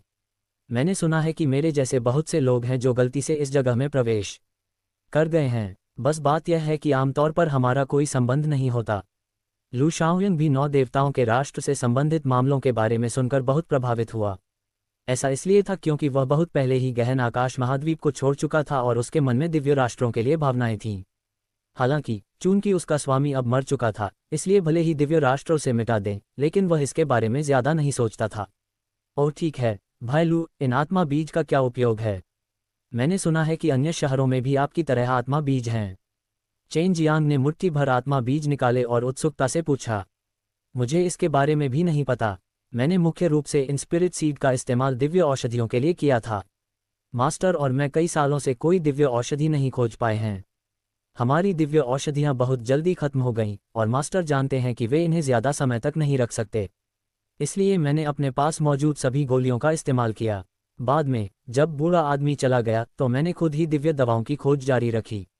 लू शाओयंग ने एक काला पत्थर निकाला और आगे कहा, बाद में मेरी मुलाकात एक ऐसे व्यक्ति से हुई जिसे ब्लैकस्टोन डिवाइन वेनरेबल कहा जाता था।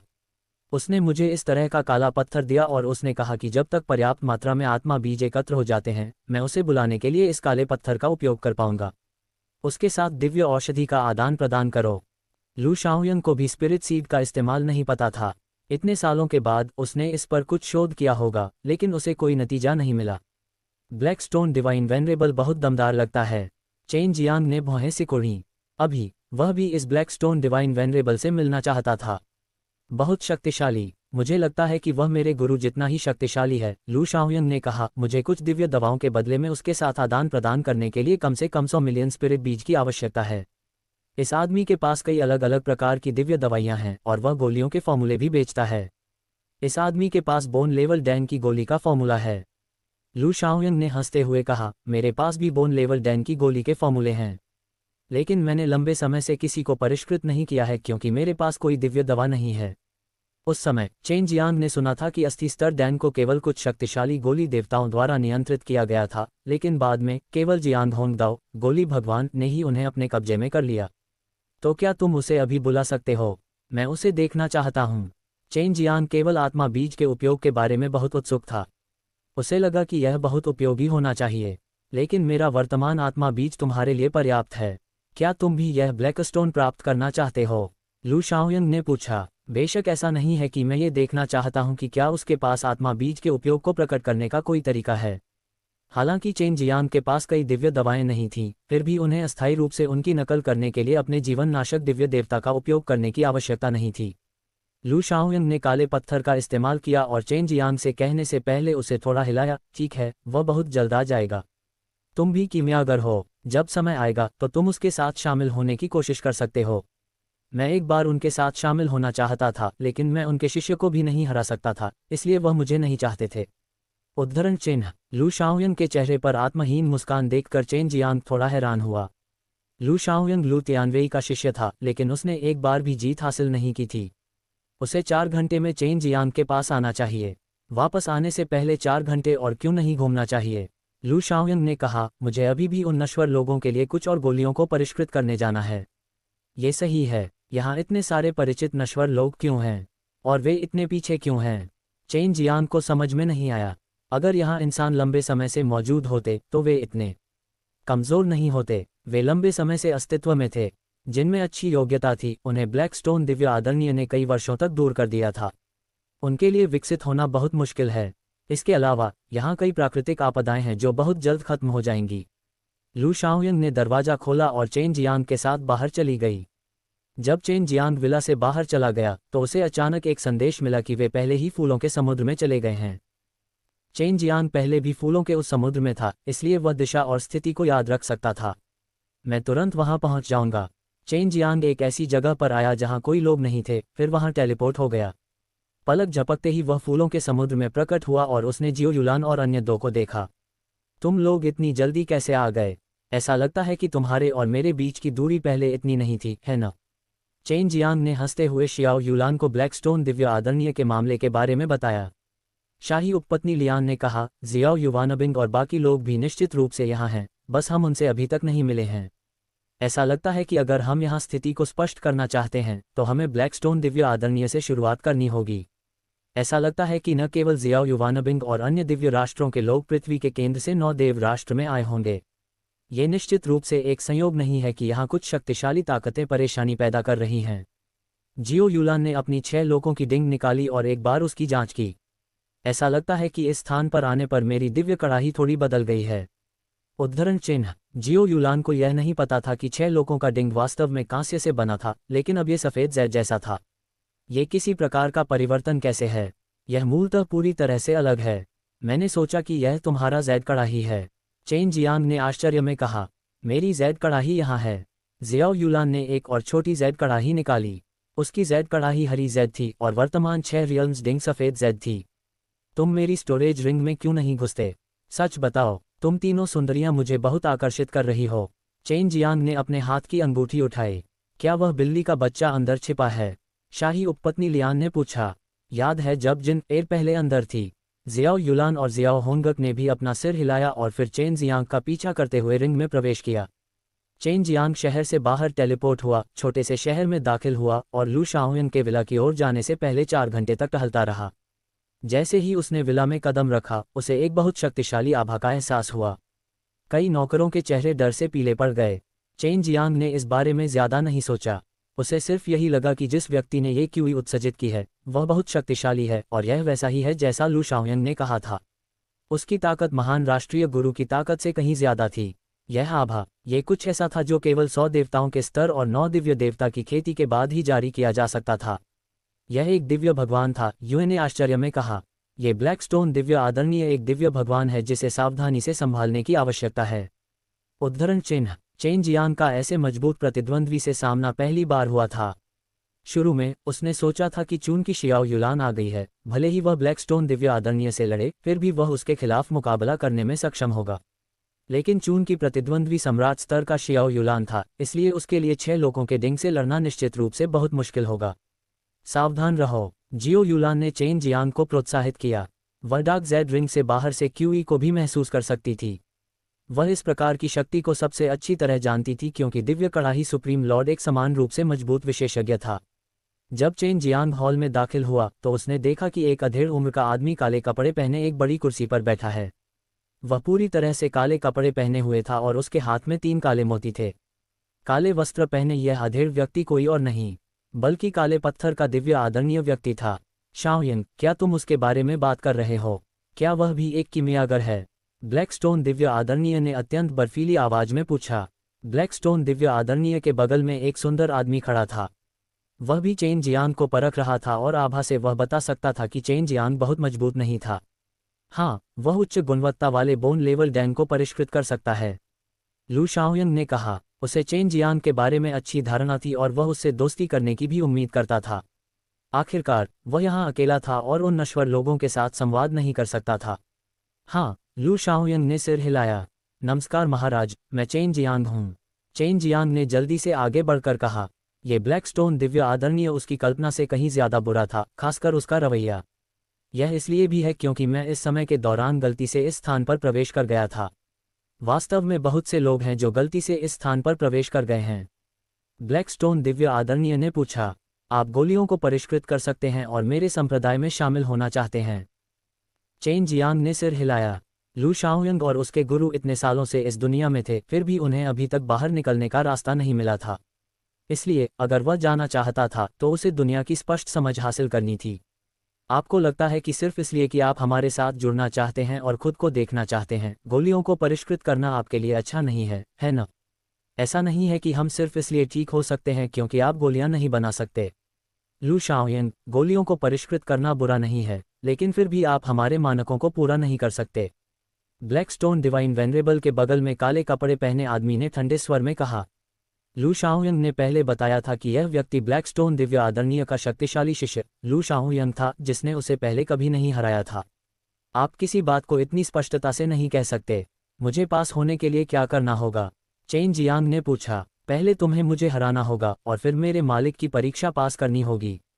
काले कपड़े पहने आदमी चेन जियांग के सामने आया, अपनी बाहें पार की और व्यंग्यात्मक लहजे में बोला, आहेई उच्च ग्रेड बोन लेवल डैंग को परिष्कृत करने में उसके साथ प्रतिस्पर्धा करेगी। मैं दिव्य दवा का उत्पादन करूंगा। हालांकि ब्लैकस्टोन दिव्य आदरणीय की अभिव्यक्ति सख्त थी, उन्होंने चेन जियांग को कम नहीं आंका। मास्टर ने दिव्य औषधियों का पूरा सेट बर्बाद कर दिया है। उनके दिव्य देवता की तुलना लू शाओयिंग से भी नहीं की जा सकती। वह निश्चित रूप से लू शाओयिंग से भी बदतर है। इस आहेई ने वास्तव में चेन जियांग और लू शाओयिंग को नीचा देखा। लू शाओयिंग जो बगल में खड़ा था, उसके चेहरे पर कोई भाव नहीं था। हालांकि चेन जियांग बता सकता था कि वह अपने दिल में बहुत गुस्से में था और उसे इसकी आदत हो गई थी। चेन जियांग ने ठंडे स्वर में कहा, वह हेई को अच्छी तरह से देखना नहीं चाहता था। चूंकि तुम खुद को इतना शक्तिशाली समझते हो तो तुम मेरे साथ शर्त क्यों नहीं लगाते? अगर तुम हार गए तो बस मुझे पिता कहो। तुम क्या कह रहे हो? तुम मौत को दावत दे रहे हो? आहेई का चेहरा गुस्से से चिल्लाते हुए एकदम बदल गया। उसका शरीर पागलों की तरह गर्म हवा की लहरों से फट गया। क्यों तुम जुआ खेलने की हिम्मत नहीं करते? चेन जियांग हल्के से हंसा और उपहास किया, तुम तो बस औसत दर्जे के हो, है ना? तो तुम हार गए। तुम क्या करोगे? भले ही तुम मेरे साथ शर्त लगाने के लिए अपने जीवन का उपयोग करो, मैं तुम्हारे तुच्छ जीवन की परवाह नहीं करूंगा। आहेई ने कभी किसी ऐसे व्यक्ति से मुलाकात नहीं की थी जो उससे बात करने और उसे इस तरह से नीचा दिखाने की हिम्मत रखता हो। ऐसा मत कहो आहेई, तुम कब से इतनी घमंडी हो गई? अगर तुम्हें लगता है कि वह तुम्हारे जितना अच्छा नहीं है तो इसे साबित करने के लिए अपनी ताकत का इस्तेमाल करो, अपने मुंह का नहीं। ब्लैकस्टोन दिव्य आदरणीय की फटकार वाली आवाज बहुत सख्त थी, जिससे आहेई को और बोलने की हिम्मत नहीं हुई। इससे उसे चेन जियांग से और भी अधिक नफरत हो गई। ब्लैकस्टोन दिव्य आदरणीय ने शांगपिन हड्डी स्तर दान की, दिव्य दवा के 2 सेट निकाले और क्रमशः चेन जियांग और आहेई को दिए। मुझे विश्वास नहीं होता कि तुम जीत सकते हो। मैं हूँ। आहेई ने सभी दिव्य दवाइयों को गोली भट्टी में डाल दिया।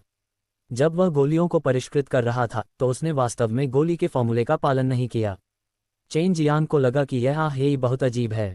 वास्तव में उसके पास ब्लैकस्टोन दिव्य आदरणीय का शिष्य बनने का स्वभाव था। हालांकि वह गंभीर था, वह आहेई से पूरी तरह से अलग था। ये ब्लैकस्टोन दिव्य आदरणीय वास्तव में बहुत शक्तिशाली है। मुझे नहीं पता कि उसकी गोली बनाने की तकनीक क्या है, लेकिन आहेई ने किसी भी गोली के फॉर्मूले का उपयोग नहीं किया। क्या ये हो सकता है कि वह मेरे जैसे ही स्वर्गीय कीमिया का उपयोग कर रहा है? चेन जियांग ने सोचा। आहेई इस समय चेन जियांग को शत्रुतापूर्ण दृष्टि से देख रहा था, अपनी आंखों से चेन जियांग को टुकड़ों में काटना चाहता था। हालांकि जब उसने देखा कि चेन जियांग वही है जिसने सारी दिव्य औषधि को गोली की भट्टी में फेंक दिया था, तो वह और भी हैरान हो गया। ब्लैकस्टोन दिव्य आदरणीय को बहुत आश्चर्य नहीं हुआ, क्योंकि पहले उनकी आंखों में आश्चर्य की झलक दिखाई दे रही थी। लू शाओयन, जो बगल से देख रहा था, बहुत हैरान था। वह चाहता था कि वह चेन जियांग से पूछ सके कि वह अभी कौन सी तकनीक इस्तेमाल कर रहा है। आहेई वर्तमान में अपने दिल में थोड़ा अविश्वासी था। पहले उसने महसूस किया कि वह इतना शक्तिशाली था क्योंकि उसके कीमिया कौशल अन्य लोगों से अलग थे, लेकिन अब उसने देखा कि चेन जियांग के पास भी कुछ अद्वितीय कीमिया कौशल थे जिससे वह निश्चित हो गया। चेन जियांग ने मुस्कुराते हुए कहा, तुम बचपन से ही इस दुनिया में बड़े हुए हो। तुमने कभी बाहरी दुनिया को इतना भव्य और खूबसूरत नहीं देखा है ना? तुम्हारी दुनिया बहुत छोटी है। जैसे ही उसने बात की, चेन जियांग की गोली भट्टी थोड़ी हिल गई। आहेई को पता लग गया कि चेन जियांग की भट्टी के अंदर क्या चल रहा था और उसे इस पर यकीन नहीं हो रहा था। चेन जियांग ने अभी अभी दिव्य औषधि डाली थी और गोली को गाढ़ा करना शुरू किया था। आहेई को स्वयं ये कार्य पूरा करने में कम से कम 1 घंटा लगेगा, लेकिन अभी वह ये बता सकता था कि चेन जियांग की प्रगति कुछ ही क्षणों में उसकी तुलना में बहुत तेज थी। इस समय उसके दिल में अभी भी जीत की डर थी। उसने सोचा कि उसकी गोली उत्पादन की मात्रा और गुणवत्ता निश्चित रूप से चेन जियांग से आगे निकल जाएगी, क्योंकि उसने कई अल्केमिस्ट के खिलाफ भी लड़ाई लड़ी थी जो गलती से इस जगह में प्रवेश कर गए थे। ये भी इसी कारण से था कि वह उन कीमियागरों को बहुत नीची नज़र से देखता था जो गलती से इस जगह में घुस आए थे, खासकर उन कीमियागरों को जिनकी दिव्यता कम थी। यही कारण था कि वह इससे पहले चेन जियांग को बहुत नीची नज़र से देखता था। मैंने इसे पूरा कर लिया है, चेन जियांग ने हंसते हुए कहा।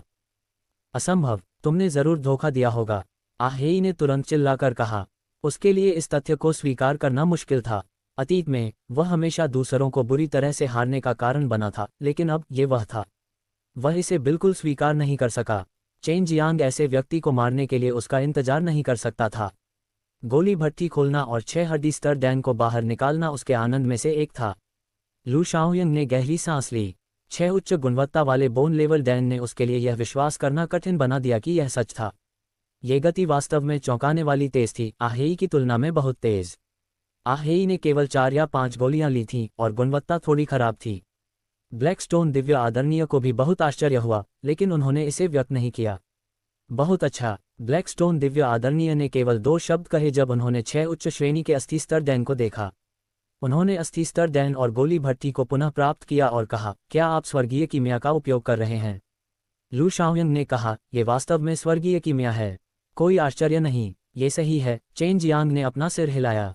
चूंकि यह तथ्य कि ब्लैकस्टोन दिव्य आदरणीय दिव्य भगवान स्तर के एक शक्तिशाली विशेषज्ञ थे पहले से ही देखा गया था, उन्होंने इसे छिपाने की कोशिश नहीं की। चूंकि तुम्हारे पास स्वर्गीय कीमिया है, इसलिए तुम्हें अब मुझे अपना गुरु मानने की जरूरत नहीं है।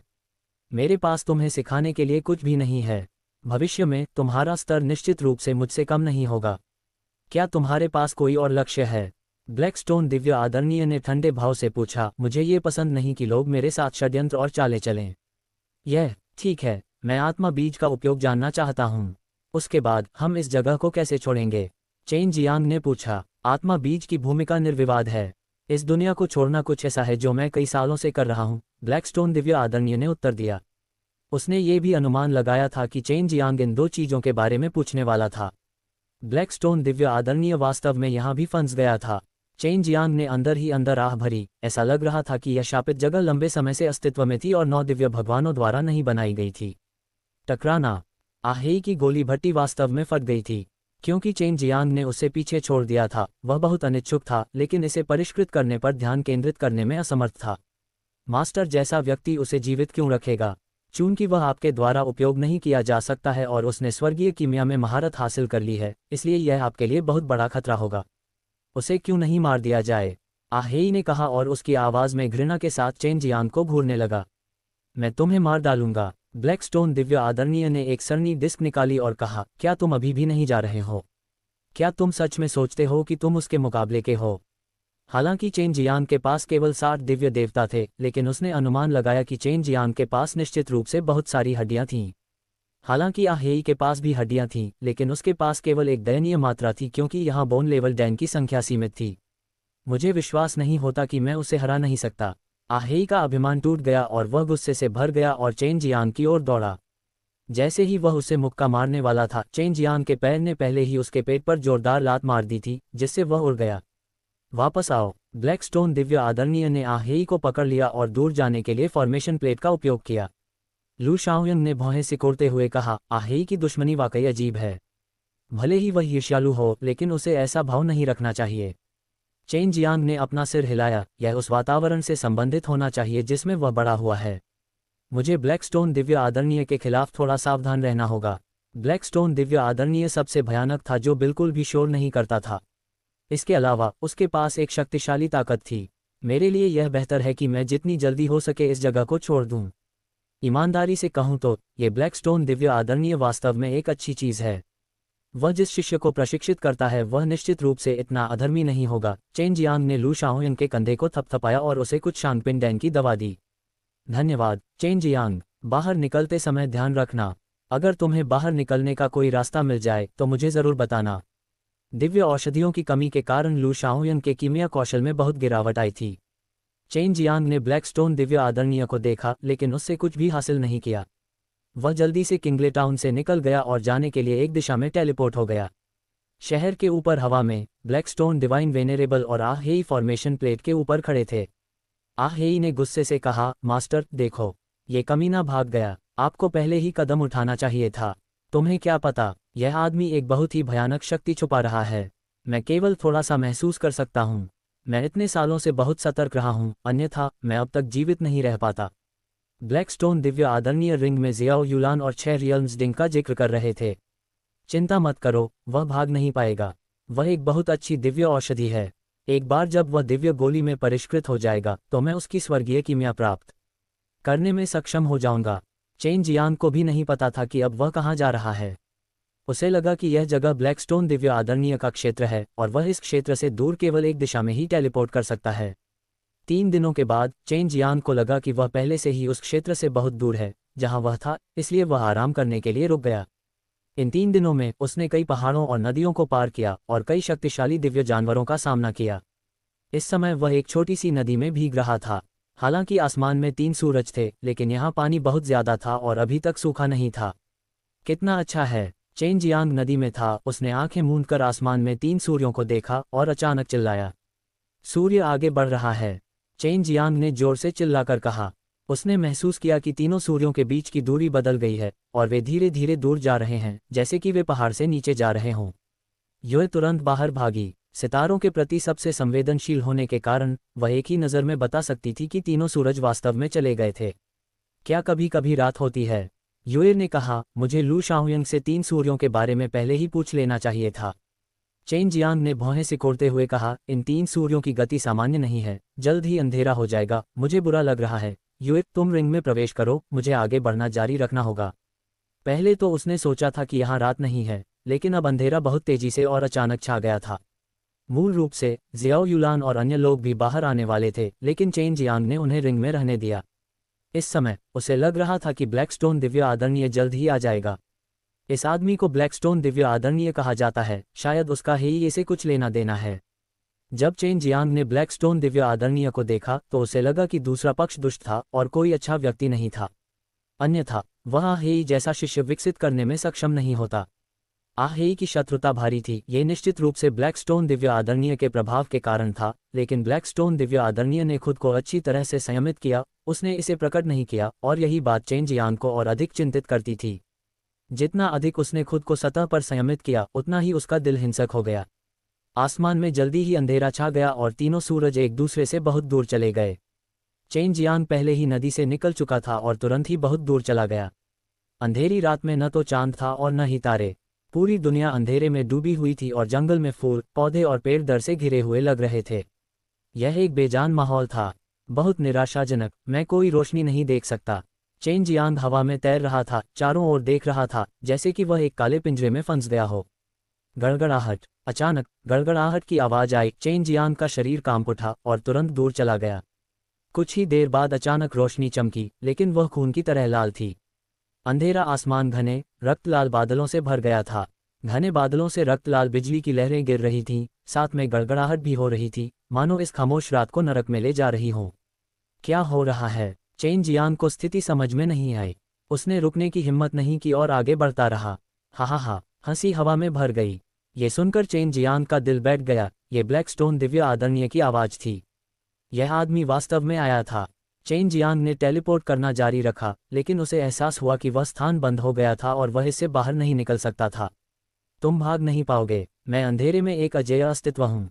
हा, ब्लैक स्टोन दिव्य आदरणीय की जंगली हंसी एक बहुत मजबूत ध्वनि तरंग बल ले गई जिसने आसपास के सैकड़ों पहाड़ों को जमीन पर हिला दिया। उसकी हंसी की आवाज़ ही धरती को हिला देने और पहाड़ों को हिला देने के लिए काफ़ी थी। अंधेरी रात में इस काले पत्थर के दिव्य पूज्य की शक्ति वाकई भयानक थी। बेटे, मेरे साथ वापस आओ। मैं तुम्हें ठीक से परिष्कृत करके गोली बना दूंगा। मैं तुम्हें खा जाऊंगा, मैं तुम्हें अपने पास रखूंगा। ब्लैक स्टोन दिव्य आदरणीय पहले से ही चेन जियांग के सामने प्रकट हो चुके थे और उनके पीछे वास्तव में काले वस्त्र और काले मुखौटे पहने हुए 5 अन्य लोग थे। उसके हाथ में 6 लोगों की डिंग एक सफ़ेद रोशनी के साथ चमक उठी। जब दिव्य भट्टी यहाँ आए तो यह चमत्कारिक रूप से एक सफ़ेद ज़ैड में बदल गई और अंधेरी रात में इसने एक मजबूत सफ़ेद रोशनी जारी की। ये है, कोई आश्चर्य नहीं कि मैंने सोचा कि वह बच्चा इतना भयानक था। तो यह ऐसा ही है। आज मैं इस कड़ाही को नष्ट कर दूंगा। जब ब्लैक स्टोन दिव्य आदरणीय ने 6 लोगों के डिंग को देखा तो उसके चेहरे पर डर के निशान दिखाई दिए। तुम लोग इस बच्चे से निपटो। ब्लैक स्टोन दिव्य आदरणीय ने अपने हाथ में काला चाबुक शियाओ युलान की ओर घुमाया। शियाओ युलान के हाथों में दिव्य भट्टी का आकार तुरंत बढ़ गया, जिससे चाबुक का प्रहार रुक गया। काले चाबुक से कोड़े लगने के बाद दिव्य कड़ाही में एक चमकदार सफ़ेद रोशनी के साथ विस्फोट हो गया। चेन जियांग और ब्लैक स्टोन दिव्य आदरणीय द्वारा लाए गए 5 काले वस्त्रधारी पुरुष सफ़ेद प्रकाश से निकली शक्तिशाली ऊर्जा तरंग से उड़ गए। सावधान रहो, उन 5 काले वस्त्रधारी पुरुषों के पास 80 से ज़्यादा दिव्य देवता हैं। उनसे निपटना आसान नहीं है। जियाओ युलान ने चेन जियांग को एक ध्वनि संदेश भेजा, मैं ज़्यादा से ज़्यादा इस काले पत्थर के दिव्य आदरणीय को दबा सकता हूँ। शाही उपपत्नी लियान और होंग के भी तुरंत ही घेरे से बाहर आ गए और काले कपड़े पहने 5 आदमियों को रोक दिया। हालांकि वे उनमें से केवल 2 को ही रोक पाए, जबकि बाकी 3 चेन जियांग की ओर भागे। सावधान रहो, चेन जियांग ने पहले ही देख लिया था कि शाही उपपत्नी लियान और होंग को कितनी बार भारी हमलों का सामना करना पड़ा था। यूएर, अपनी चाल चलो। यूएर ने शायद ही कभी कोई कदम उठाया हो, और अगर उसने ऐसा किया भी तो उसने अपनी शक्ति का उपयोग केवल चेन जियांग की मदद करने के लिए किया। यूएर तुरंत रिंग के अंदर से प्रकट हुई। आप सभी अंदर आ जाए। यूएर वर्तमान में पत्थर के एक त्रिकोणीय स्लैब पर खड़ी थी। यह उसका स्टार मून नर्क था। स्टार लॉर्ड डिवाइन दायरे के कानून प्रवर्तक के रूप में उन सभी के पास ऐसे भयानक दिव्य उपकरण थे। स्टार मून हेल ने 3 दिव्य रोशनियां छोड़ीं, जो काले वस्त्र पहने 3 पुरुषों पर चमक रही थीं जो चेन जियांग का पीछा कर रहे थे। हालांकि काले वस्त्र पहने 3 लोग तुरंत अंदर नहीं आए। वे ऊर्जा के अवशोषण को रोक रहे थे। ये स्टार मून हेल है, आप कौन हैं? हन्फ, अब आपकी शक्ति सीमित है, इसलिए आप हमें अभी भी लूनास्ट्रॉन नर्क में नहीं ले जा सकते। सब लोग एक साथ हमला करो, ये बिल्ली का बच्चा बहुत कमज़ोर है। तीनों काले वस्त्रधारी पुरुषों के एकजुट होने के बाद यूए का त्रिकोणीय पत्थर का मंच अचानक कांप उठा। वह चिल्लाई, मुझे कम मत आंको। एक बार जब मैं अपनी ताकत वापस पा लूंगी तो तुम सब बेकार हो जाओगे। आप सभी को उस बच्चे पर ध्यान देना होगा। काले कपड़े पहने एक आदमी चिल्लाया। चिंता मत करो, उस बदमाश के पास ज़्यादा ताकत नहीं है, अन्यथा वह भागता नहीं। मैंने कभी नहीं सोचा था कि उसके साथ इतने शक्तिशाली लोग होंगे। खासकर वह औरत जिसके पास कड़ाही है, वह बहुत डरावनी है। वह हमें तुरंत मार सकती है। चेन जियांग अचानक चमक उठा और एक काले वस्त्र पहने आदमी के पास पहुंचा, ठंडी हंसी हंसते हुए, क्या मेरे पास वास्तव में ज़्यादा शक्ति नहीं है? इतना कहते ही चेन जियांग के हाथ में चमक आ गई और एक प्राचीन तलवार प्रकट हो गई। अंधेरे में चेन जियांग के हाथ में तलवार ठंडी रोशनी के साथ चमक उठी और एक जानलेवा आभा बिखेर रही थी। तलवार की भयानक शक्ति को महसूस करते हुए काले वस्त्र पहने एक आदमी ने तुरंत चिल्लाया, ये स्वर्गीय जादुई तलवार है, मरो। चेन जियांग ने काले वस्त्र पहने आदमी पर अपनी तलवार से वार किया और उसके शरीर में उपस्थित दिव्य देवता की सारी शक्ति का प्रयोग किया। हालांकि स्वर्गीय जादुई तलवार में तलवार की नोक नहीं थी, फिर भी इसकी शक्ति भयानक थी। तलवार के शरीर ने चेन जियांग द्वारा छोड़ी गई शक्तिशाली ज्वाला शक्ति को अवशोषित कर लिया और फिर इसकी शक्ति को कई गुना बढ़ा दिया। चेन जियांग की ज्वाला शक्ति कई गुना बढ़ गई, जिसने काले वस्त्र वाले व्यक्ति पर प्रहार किया और वह तुरंत मुक्त हो गई।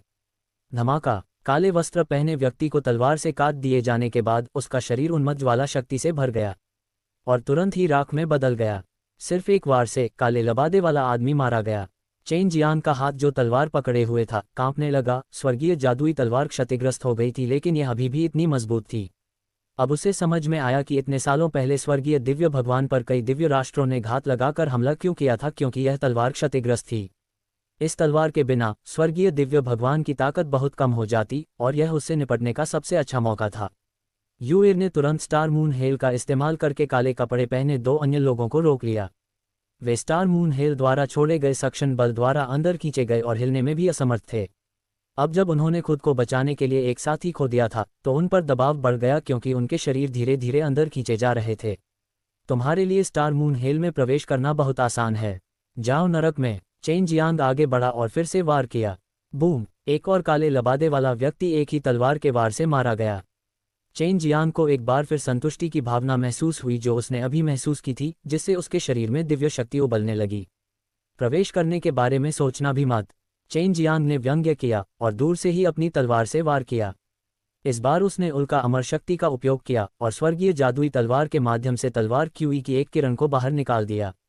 काले वस्त्र पहने वह व्यक्ति पहले से ही स्टार मून नर्क में प्रवेश करने वाला था, लेकिन जिस क्षण वह चेन जियांग की तलवार क्यूई से मारा गया उसका शरीर टुकड़ों में फट गया।